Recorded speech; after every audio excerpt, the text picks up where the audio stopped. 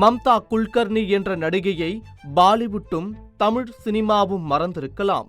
இவரை நடிகர் விஜயின் தாயார் ஷோபாதான் தமிழில் அறிமுகப்படுத்தினார்.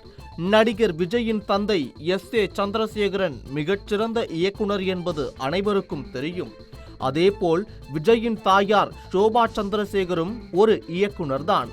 கடந்த 1991ஆம் ஆண்டு நண்பர்கள் என்ற தமிழ் படத்தை நடிகர் விஜயின் தயாரிப்பில் ஷோபா சந்திரசேகரன் இயக்கினார்.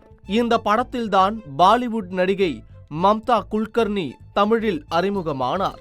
இந்த படம் வணிக ரீதியாக வெற்றி பெறவே செய்தது. பாலிவுட்டிலும் குறிப்பிடத்தக்க படங்களில் மம்தா நடித்தார்.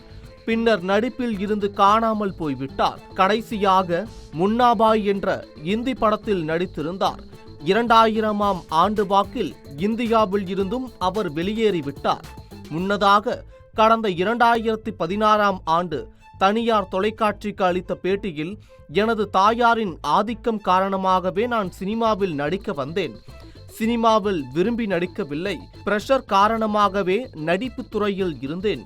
எனவே சினிமாவுக்கு முழுக்கு போடுவது குறித்து தான் வருத்தப்படவில்லை என்று மம்தா குல்கர்னி கூறியிருந்தார்.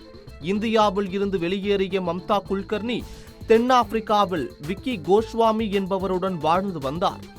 இருவரும் திருமணம் செய்து கொண்டதாக செய்திகள் வெளியானது. விக்கி கோஸ்வாமி போதைப்பொருள் கடத்தும் தொழில் செய்து வருவதாகவும் சொல்லப்பட்டது. தொடர்ந்து கின்னார் ஜுன்னா அகாரா மடத்தில் மம்தா குல்கர்னியை சந்நியாசியாக மாற்றும் சடங்கு நடந்தது. இதில் பிண்ட தானமும் செய்யப்பட்டது. இதைத் தொடர்ந்து மம்தா குல்கர்னி மகா மண்டலேஸ்வராக மாறியிருக்கிறார். இப்போது மம்தா குல்கர்னி காவி உடையணிந்து ருத்ராஜ மாலை அணிந்து காணப்படுகிறார். தற்போது மம்தா குல்கர்னி தனது பெயரை ஸ்ரீ யமை மம்தா நந்த்கிரி என்று மாற்றிவிட்டார். அடுத்து வாரணாசி மற்றும் அயோத்தி போன்ற புனித நகரங்களுக்கு புனித பயணம் மேற்கொள்ளவுள்ளார் என தகவல் வெளியாகியுள்ளது.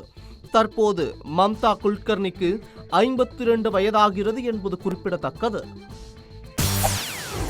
செய்திகளை உடனுக்குடன் தெரிந்து கொள்ள உடனே சப்ஸ்கிரைப் பண்ணுங்க.